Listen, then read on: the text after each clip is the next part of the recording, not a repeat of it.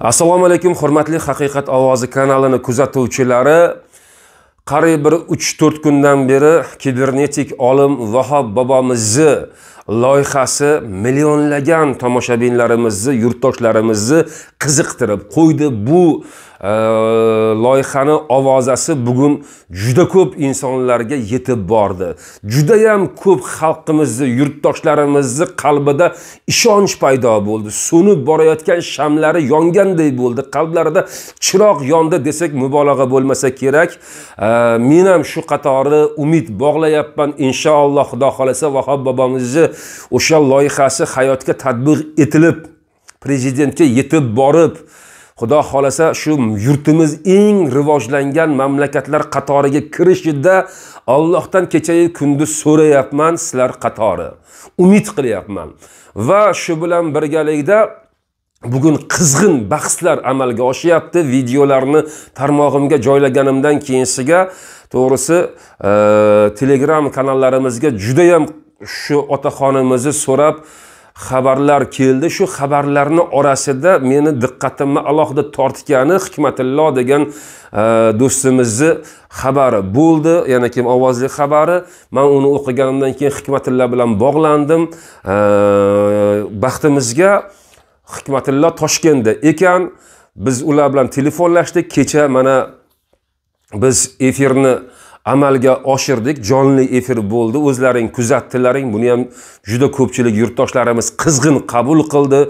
Daji mana shu promoy efirimizda, jonli efirimizda hech qachon ko'rsatilmagan ko'rsatkich, ya'ni kim 6000-7000 odam jonli suhbatni tomosha qildi. Undan tashqari mana 200 mingga yaqin hozircha odam, albatta bu video tomosha qilindi. Undan dalshi tomosha qilinishini bilamiz.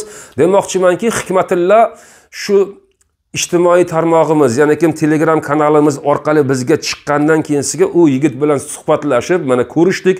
O'sha Real Soft degan kompaniyani direktori ekan Hikmatillo Nasrullayev. Nihoyatda bilimli yigit, o'zini tutishi, dunyo qarashi keng yigit ekanligidan bizni qalbimizdan joy oldi va o'sha Real Soft kompaniyasini binosida bizga sharoit qilib berdi. Bu jonli efirni ko'rdilaring.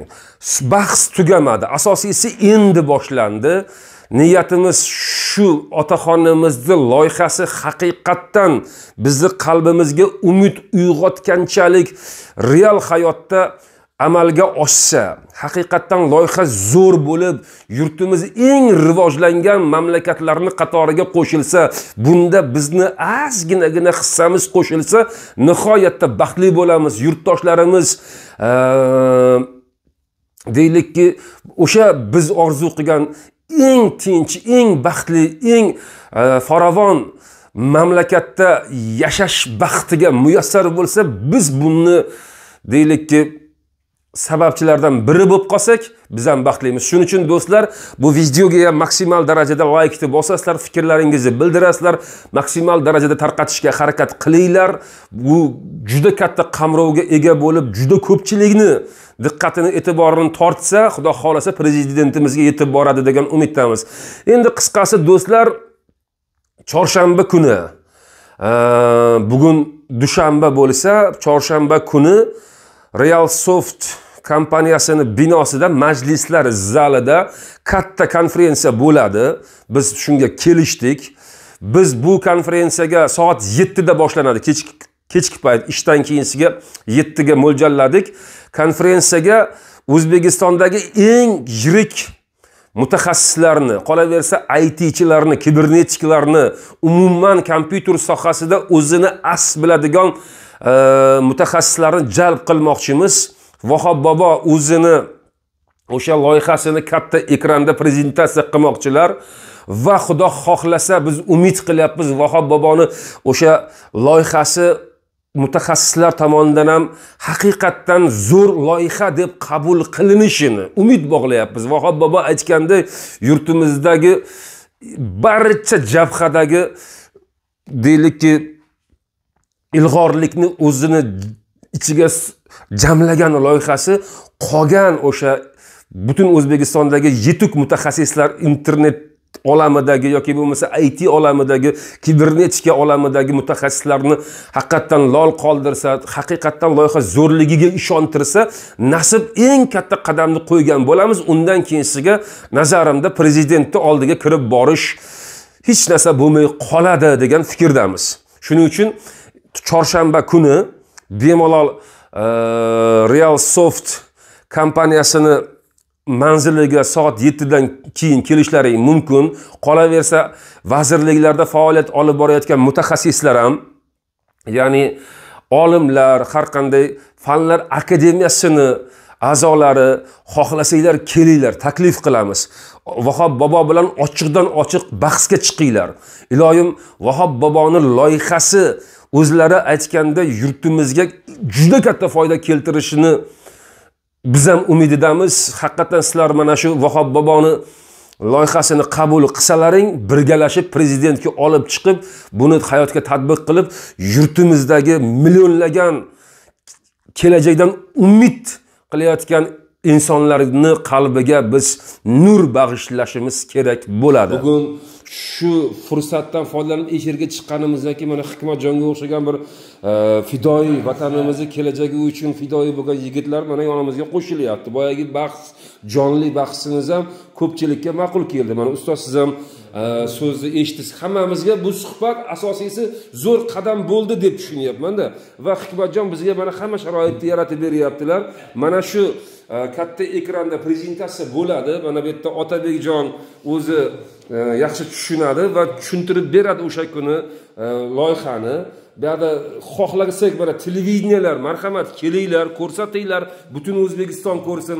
Prezidentga yetib borishlik uchun bu zo'r qadam bo'lyapti va mana shu joyda hamma sharoit bor ekan, mikrofon, kamera, hamma sharoit bor. Faqatgina o'sha ITchilar, o'ziga ishongan, domlani loyihasi bilan bahs yuritishga tayyorman deganlar marhamat bemalol kelishinglar mumkin.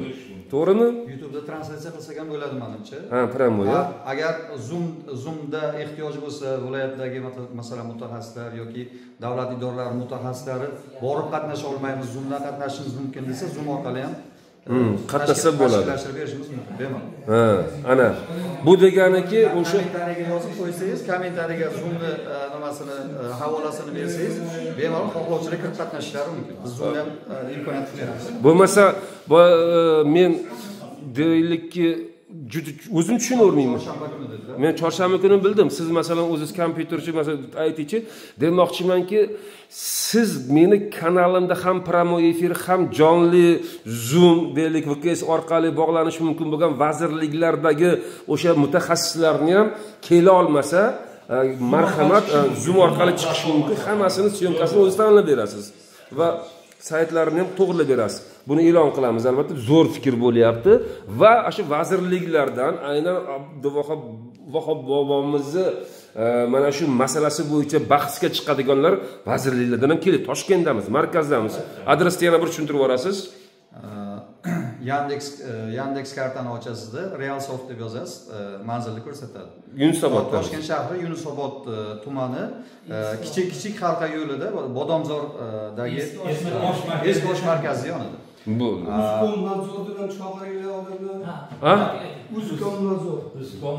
Uskomnadzor tashkilotimi? Nazorat inspeksiyasi.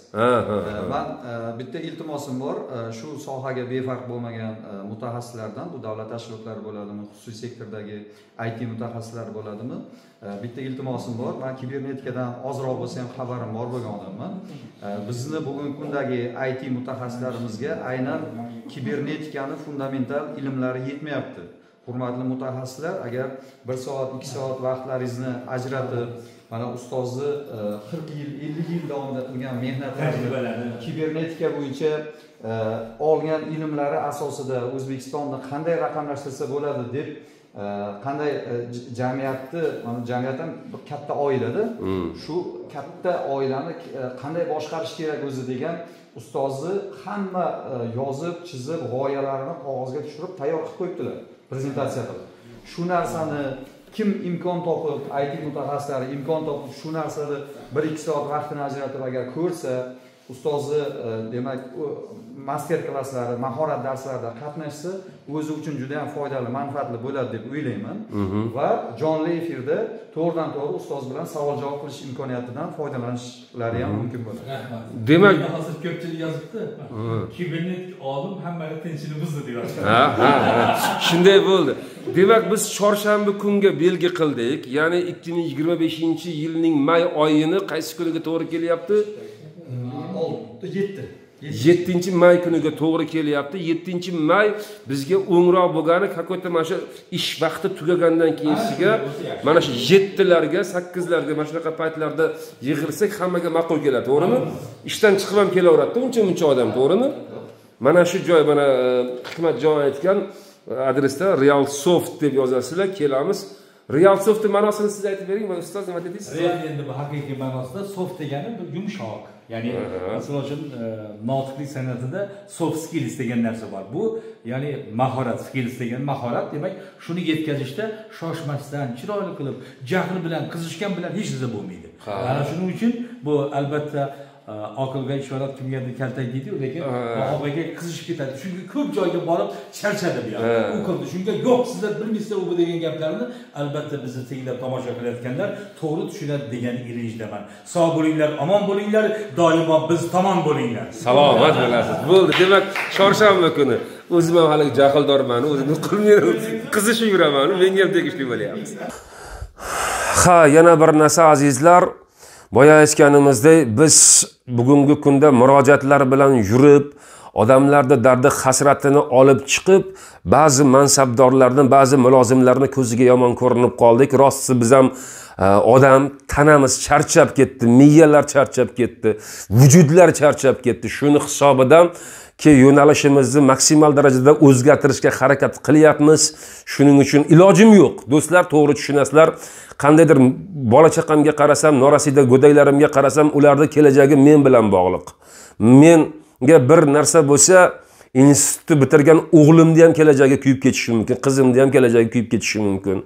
Shuni hisobidan yo'nalishni halollik darajasida o'zgartirishga harakat qilyapman. Kimdir yo o'tirib olib qimor deyapti, boshqa deyapti. Mendan boshqa mana nechta blogerlar shu o'yinni amalga oshiryapti. Hech kimga masalan e'tiroz yo'q. Kommentariyalarga kirib ko'rsalaring, hech qanaqangi bir ochiqcha gap yo'q. Qaytanga bir kambag'al yillar mobaynida deylikki niyat qilgan o'sha orzulariga yetyapti, mashinador bo'lyapti, qimmatbaho pullik bo'lyapti. Shuning uchun biz o'yinni boshlaganmiz. Bizda to'g'risi kommentariyada har xil gapni gapirsalaring ko'ngilga botadi. O'rnimga o'zlaringni qo'yib ko'rsalaring, meni tushunasizlar. Men mana shu o'yinda haqiqatan qayta surishtirib halol, ya'niki masalan bitta Tracker, ikkita Cobalt, 3 ta Damas qo'ygan bo'lsam, bozor narxini qo'yib chiqaryapmiz. Erta o'sha 6000 ta bilet bo'layotgan bo'lsa, 6000 ta o'yindan kimnidir baxti chopib shu mulkni egasi bo'ladi. Hammamiz bir kambag'alga yoki bir do'stimizga, bir birodarimizga o'sha mashinani sovg'a qilgandek bo'lamiz. Buni to'g'ri tushuninglar. Bizga faqatgina o'sha mashinani bozordagi tan narxidan foydasi qolyapti, xolos. To'g'risini aytib, mana o'yin qilyapman. Bir xillarga o'xshab aldaganim yo'q. Har bitta mashinani hujjati qo'limda, o'zim notarius qilib beraman. Shuning uchun kommentariyada silka turibdi, ya'ni kim omadli odamlar, o'sha orqali yo'lbarslar jamoasiga a'zo bo'lasiz. U yerda biz siz bilan jonli muloqotda bo'lamiz va o'sha WhatsApp raqamlarimiz ham turibdi. Yordamchilarimiz bizni jamoamizda a'zolari bilan telefonga bog'lanib, mana shu o'yinga qo'shilishinglar mumkin. Tez kunlarda o'yin уже amalga oshadi. Kommentariyada har xil fisqi fasod qiladiganlarga gapiga e'tibor ham berishim mumkin emas, ya'ni bermayman ham e'tibor. Chunki baribir shu narsaga o'tib ketmasam bo'lmaydi. Meni ham уже boya aytganimdek vujudim charchadi. Nihoyatda shu tinchgina odamlarga shodlik ulashishni niyat qilyapman. Shuning uchun mana shu kommentariyadagi silkaga kirsalaring, hamma dalniylar shu yerda bor. Pul yutuqlari bor, 10,000 rubldan, 5,000 rubldan yerda hamma sonlari ko'rsatilgan. Marhamat, bizni hurmat qilgan insonlar, bizga ishongan insonlar shu Telegram kanalimiz ham rivojida o'zlarini hissasini qo'shadi degan umiddamiz. Hammaga rahmat, salomat bo'lasizlar.